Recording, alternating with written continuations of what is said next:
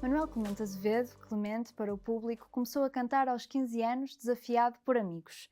Do hobby fez profissão, é autor de inúmeros êxitos, um dos mais conhecidos, a canção Vais Partir. Aos 45 anos foi diagnosticado com um melanoma numa fase já avançada, o que acabou por afastá-lo dos palcos durante um ano e o levou a ser submetido a uma cirurgia. É sobre isso que vamos falar hoje no Vital, um podcast feito pelo Polígrafo e pelo Viral Check em parceria com a Fundação Champalimau. Olá, Clemente. Muito Olá, boa obrigada por ter tarde. aceitado o nosso convite. Viva. Aos 4 anos, ainda várias décadas antes de ser diagnosticado com cancro, teve um outro problema de saúde, uma lesão pré-cancerígena na garganta. Sim. Na altura era muito novinho ainda. Este episódio fez com que ao longo da vida tanto a sua família como o próprio Clemente tivessem uma preocupação ou algum receio especial com a saúde? Eu devo confessar que na minha memória não existe esse facto, porque eu digo 4, se calhar 3. Okay. Eu fui lançado no acho que sem anestesia. Minha mãe nem sequer teve coragem de me levar, fui com uma vizinha, porque eram outros métodos, era outro tempo, e portanto isso varreu-se totalmente, até talvez pela dor e pelo trauma, varreu-se totalmente da minha cabeça e nunca lidei com isso durante a minha vida. Quando tive melanoma grau 4, que me é diagnosticado em 1999, e depois a cirurgia já ocorre em 2020, não, em 2000. Portanto, aí é que eu comecei a relacionar algumas coisas. Mas eu quero dizer que este melanoma grau 4, que apareceu como um sinal no braço direito, que eu creio que era um sinal que eu sempre conheci, mas a que não liguei muita importância. Este melanoma desenvolveu-se por um episódio que eu tive na minha vida. 20 anos antes, portanto, cerca de 1981, 82. Mas, ou seja, nessa altura, não sei se na sua infância havia essa preocupação extra com a saúde? Não havia, porque não havia informação sobre... As pessoas não sabiam que morriam de câncer de pele. A medicina nessa altura, mesmo quando eu começo a ser tratado no ano 2000, eu fui visto por um doutor em Nova Iorque, porque na altura eu andava entre a América e Portugal. Sim, estava mesmo a falar, ou seja, durante a própria infância, ou seja, quando teve esse problema de que não se lembra, o que eu queria perceber era se na sua família a saúde era uma preocupação, se era uma coisa que se falava. Sim, até porque eu tive uma irmã que não conheci, que faleceu com 4 anos de idade, que teve uma leucemia que foi irrecuperável, e portanto houve sempre este estigma de termos muito cuidado com a saúde. Eu tive, a senhora mãe era uma mulher que lia muito informada, e portanto houve sempre aqui esta preocupação. Mas deixe-me voltar ao princípio. Este melanoma só se desenvolve porque eu 20 anos antes apanhei um grande escaldão na Venezuela. Eu fui para a praia, na Venezuela, e fui fazer uma série de espetáculos, e um dos dias aproveitei para ir para a praia, e o clima lá é diferente desta latitude onde nos encontramos, e o céu estava todo nublado, mas os raios solares penetram através, e às vezes são mais perigosos até. E portanto eu tive uma lesão cutânea pelo corpo todo devido à exposição solar, e tive que ser hospitalizado. Eu saí da praia já para o hospital. E o doutor que me assistiu nessa altura em Caracas disse-me: olha, nós sabemos que a lesão, os órgãos internos guardam a memória da lesão que você tem. Você tem uma lesão com alguma gravidade, tem uma insolação, e além da insolação a sua pele está perfeitamente desidratada e com os problemas de uma grande exposição solar. Só que passaram 20 anos, na altura ninguém falava de câncer de pele, e eu mesmo quando li alguma coisa sobre isso, porque leio bastante, quando li alguma coisa sobre isto, jamais relacionava que eu, tendo tido aquele problema, iria ter câncer de pele. E portanto, calhou-me a mim também ter esta doença. E, ou seja, é diagnosticado. Como é que chegou a esse diagnóstico? Foi esse tal sinal que lhe deu os primeiros sintomas? Não, os sintomas estavam presentes porque eu tinha muito mal-estar. Ok. Eu, durante 2 anos, comecei a sentir muito cansado, mas como cantava muito, fazia turnés muito longas, pensei que era também um pouco do esforço do trabalho. E não dava muita atenção àquilo. E quando ia ao meu doutor de clínica geral, fazia sempre as mesmas queixas recorrentes. Tinha muita prostração, tinha muito cansaço. Às vezes era muito difícil até ir para os concertos. Ok. E ele várias vezes mandou-me fazer exames de despistagem para ver, não havia nada. Estamos a falar numa altura, estamos a falar de 1908, estamos a falar do ano 2000, mas a SIDA tinha estado presente e pensava-se que eu viajar muito e, enfim, que poderia estar infectado. Não, os despistes davam todos negativos.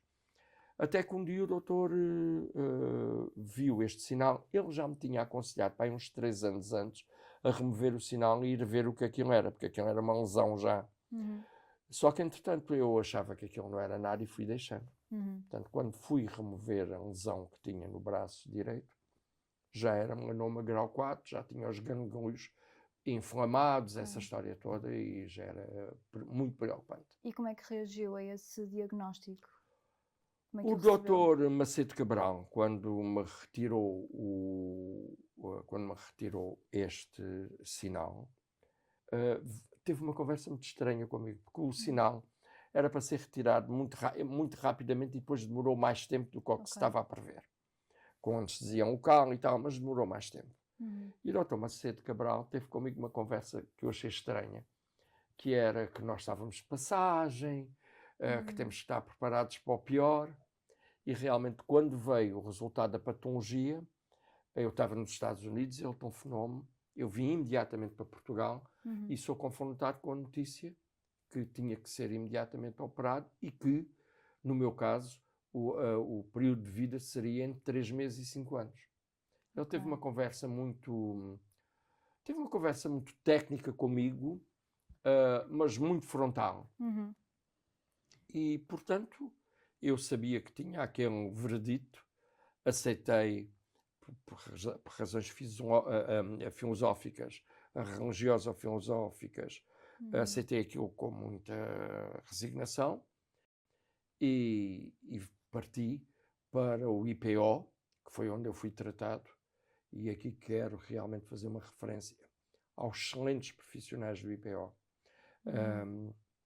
Eu, quando fui fazer a segunda consulta em Nova Iorque para ter certeza do que tinha, o médico do hospital de St. James em Newark, que era um porto-riquenho, Dr. Custódio, nunca mais me esquece, disse-me: Clemente, nós aqui o que temos é a melhor hotelaria, mas vocês em Portugal têm uns profissionais fantásticos, até porque Portugal é um país exposto ao sol e, portanto, estão mais evoluídos no conhecimento do que nós. Estamos a falar numa altura em que se começava a falar já com bastante assiduidade de câncer de pele, do melanoma. Claro, e nessa altura a sua mãe também tinha cancro de estômago e, ou seja, acho que foi aconselhado a não lhe dizer que também tinha cancro. Como é que foi lidar com isso? Ou seja, uma pessoa com quem lidava todos os dias, a quem não podia contar, como é que foi não partilhar? Isso foi difícil de gerir?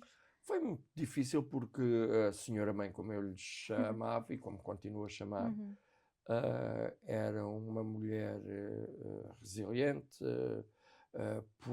Eu fui educado com a mãe e com a avó materna porque o senhor pai andava nas ondas do mar, porque era motorista da frota de pesca e, portanto, eu convivia pouco com ele e, portanto, era uma pessoa que eu amava profundamente, não é? E saber que ela estava condenada e que tinha... E depois eu, ainda por cima, também, sem saber qual era a minha esperança de vida, foi um momento muito, muito, muito...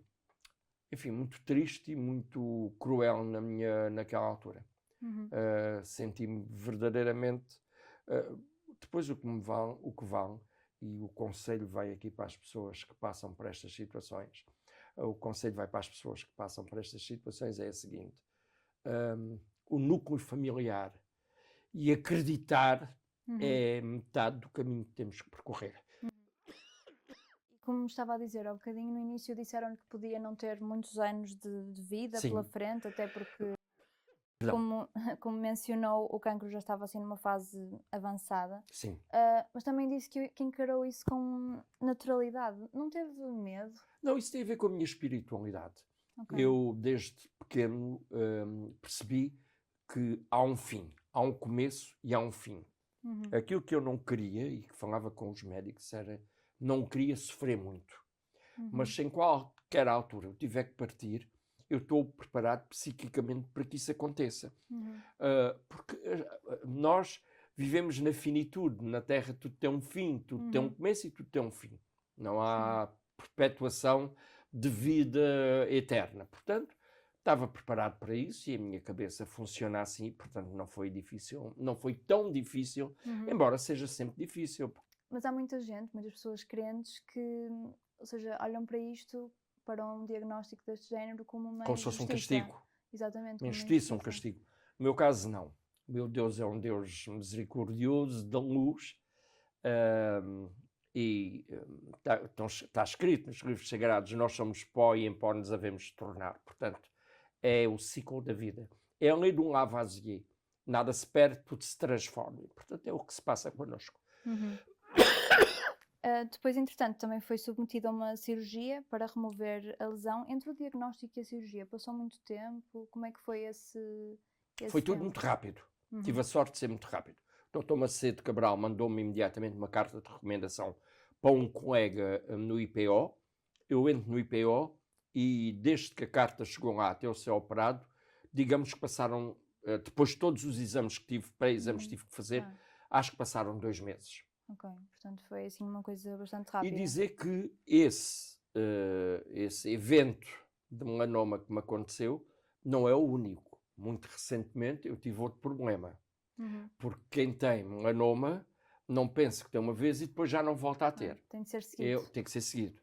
E passados 25 anos, praticamente, voltei a ter outro episódio de melanoma. Felizmente, não é de uma gravidade muito pequena, portanto não é grave, mas vou ter que continuar a ser seguido e a ter atenção. Eu só quero explicar uma coisa a quem nos está a ouvir. Por favor, não tomem sol nas horas de exposição solar intensa. Nós temos que tomar sol, eu no meu caso, entre as 7 da manhã e 10, 10 e meia, e depois volto à praia a partir das 4 e meia, 5 horas. E vou para a praia totalmente protegido com protetor solar. Por favor, protejam-se com protetor solar. Não vão para a praia sem protetor solar. Protejam-se com protetor solar. Ideal fator 50. Hoje já há fator 90 para quem tem risco de contrair melanoma. Por favor, sejam cautelosos. O sol é vitamina D, é saúde e é importante para a vida humana, mas não nas horas em que toda a gente quer estar para apanhar bronze. Tenham cuidado, protejam-se. Vão à praia com um chapéu, com os óculos, com uma camisa, com uma t-shirt. Tentem proteger-se e não ficar... Eu vejo hoje, que estou muito mais alerta para isto, Claro que sim. Eu vejo algumas barbaridades na praia, pessoas totalmente vermelhas com aquele escaldão que faz um mal terrível, as pessoas nem sabem. Pois já porque envelhece muito mais rapidamente. Tem a ver com isso. As senhoras que querem estar bonitas não tomem sol em demasia porque é terrível. E depois, na nossa vida, no cotidiano da nossa vida, temos que ter atenção a isso. O sol é nosso amigo, dá-nos vitamina C, mas, por favor, protejam-se do sol e não fiquem esturricados ao sol naquelas horas entre as 11 e as 4 da tarde, porque faz um mal terrível. E essa lesão que descobriu recentemente também é uma lesão cancerígena? Que lesão é essa? É uma lesão cancerígena, mas de um grau muito menor e que é possível ter acompanhamento. E estou, nesta altura, a ser acompanhado. Ter acompanhamento. Na altura em que fez a cirurgia, não sabia se ia ter de fazer outro tratamento. Como é que foi perceber que afinal, ou seja, que a cirurgia tinha corrido tão bem, tinha sido o melhor cenário possível? Olha, a minha cirurgia demorou muito tempo. Eu entrei na sala de operações às 8 da manhã e saí às 2 da tarde. Portanto, foi uma cirurgia muito complicada. Mas o que é facto é que a equipe cirúrgica foi tão valiosa, enfim, as coisas correram muito bem. E passado uma semana eu fui ao IPO para ser acompanhado, porque ia de 8 em 8 dias para ser acompanhado. Logo na primeira vez que fui ao IPO, o doutor que me acompanhava estava com um sorriso enorme e disse: tenho a maior das notícias para lhe dar. Vai ter que ser acompanhado, primeiro de 8 em 8, depois de 15 em 15, claro, depois mensalmente, mas não vai ter que fazer nem radioterapia, nem quimioterapia. É a melhor notícia que eu posso dar aos meus doentes. Não quer dizer que ele não reincida, claro, mas para já não conseguimos estripar o bicho. Eu disse: olha, ainda bem, graças a Deus. E quando também estava a falar um bocadinho da importância aqui da equipa que o tratou, o que é que quer dizer com isso? Imagino que isso vá muito para além das capacidades técnicas também. Nós queixamos muito do Serviço Nacional de Saúde. Eu que sou um viajante pelo mundo, tenho o maior respeito pelo Serviço Nacional de Saúde português. Óbvio que não é aquilo que a maior parte das pessoas entendem que deve ser o Serviço Nacional de Saúde. O Serviço Nacional de Saúde, quando foi criado, não havia a tecnologia que há hoje. Portanto, era um Serviço Nacional de Saúde muito mais barato do que hoje, porque não haviam os meios de diagnóstico complementares que temos hoje, que são caríssimos. A tomografia axial computurizada é caríssima. Todas as coisas que estão... Eu vi agora, nesta última intervenção cirúrgica a que fui submetido, o avanço da medicina. Porque já somos abertos com laser, já há câmara, é tudo diferente. Isso custa muito dinheiro. Tecnologia de saúde custa muito dinheiro. Portanto, o Serviço Nacional de Saúde, quando as pessoas dizem: é verdade que há muita gente que não tem médico de família, é verdade que há uma fila muito grande para os serviços médicos, concordo, mas os profissionais de saúde do nosso Sistema Nacional de Saúde são autênticos guerreiros, são pessoas muito qualificadas, e só quem viaja pelo mundo é que depois pode perceber a diferença daquilo que temos em Portugal e aquilo que encontramos muitas vezes pelo mundo. A assistência no hospital, embora às vezes demore as pessoas a serem atendidas, mas nós temos uma excelente, apesar de tudo, temos uma excelente assistência pública que é notável. E depois desse episódio, no início dos anos 2000, isto acabou por ter um impacto na sua carreira. Na altura imagino que desse imensos concertos quando recebeu o diagnóstico e teve de parar durante um ano. Sim. Mas a música manteve-se na sua vida? Não, a música manteve-se, e mesmo durante esse ano eu fui gravando no estúdio, calmamente e tal. Não podia era expor a atividade que eu tinha, porque eu nessa altura fazia num ano 200 concertos espalhados pelo mundo. Eu entrava e saía de aviões, às vezes a fazer aventuras completamente loucas, não é? De sair, tomar pequeno almoço em Lisboa, ir almoçar a Paris, depois ir cantar, com a diferença de fusos horários, ir cantar durante a tarde em Toronto. Portanto, essas coisas que eu fazia que estão totalmente... Porque grande parte do público em Portugal, como nessa altura não havia redes sociais, não sabe aquilo que eu fiz internacionalmente. As pessoas não têm a noção. Eu fiz 9 festivais internacionais em representação de Portugal. E sou talvez dos artistas, sou dos artistas português que mais cantou pelo mundo. Não só para os portugueses, como também para os locais desses países. Porque eu editei disco no Canadá, nos Estados Unidos, no Brasil, na Venezuela, e isso forçou com que eu tivesse que fazer turnés para divulgação do trabalho e, portanto, trabalhei imenso. Claro, e nessa altura então teve de parar tive de parar. E um ano depois voltou. Como é que foi esse regresso aos palcos, essa primeira vez que Olha, é um regresso muito, por um lado, aclamado, porque as pessoas souberam o que é que se tinha passado comigo. Por um lado, aclamado. Por outro lado, não tem motivo. E passou estes anos todos e sabe que eu hoje, quando entro no palco, tenho uma sensação de gratidão enorme.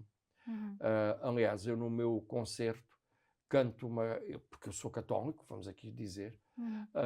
eu no meu concerto canto uma canção de agradecimento por me ter sido dada a hipótese de passarem 25 anos sobre este evento nefasto, que é ter morte anunciada, que não há coisa pior para um ser humano que é ter morte anunciada, e passando este evento nefasto, passado 25 anos eu continuar a cantar, bem disposto, a viajar para o mundo e em Portugal. Portanto, só tenho que agradecer por continuar a fazer esta atividade e a fazê-la da melhor forma possível. Uhum. E ao longo destes anos e depois deste diagnóstico, mudou alguns hábitos, certamente. Sim. Que hábitos é que foram esses? O que é que mudou? O que é que Li fazia muito, antes? li muito na altura e aprendi que nós somos o que comemos. Portanto, eu tenho uma dieta muito específica.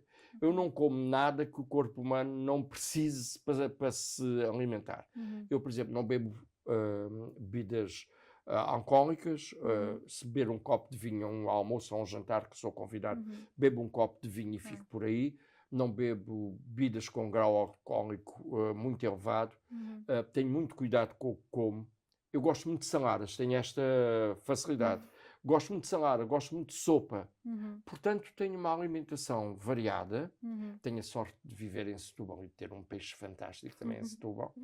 Portanto, tenho uma alimentação muito regrada e muito variada e, portanto, isso faz também diferença. E com a pele também presumo que tenha alguns cuidados Muitos desde cuidados, que muitos. isto aconteceu. Eu uso uma unção atópica para tomar banho. Portanto, são daquelas que não causam, não têm problemas e aquela história toda que há por aí. Portanto, para ter cuidado com a pele e portanto, tenho cuidado, uso o hidratante, enfim, tenho realmente E cuidado. o protetor solar também. Isso não sai de casa sem um protetor solar. Isso, depois da minha higiene diária e de pôr um creme básico na cara, um hidratante, depois passo sempre protetor solar 50, agora estou à espera de um 90, que é já o mais avançado e que a minha dermatologista diz que é aquele que eu devo de usar nesta altura. Muito obrigada, Clemente.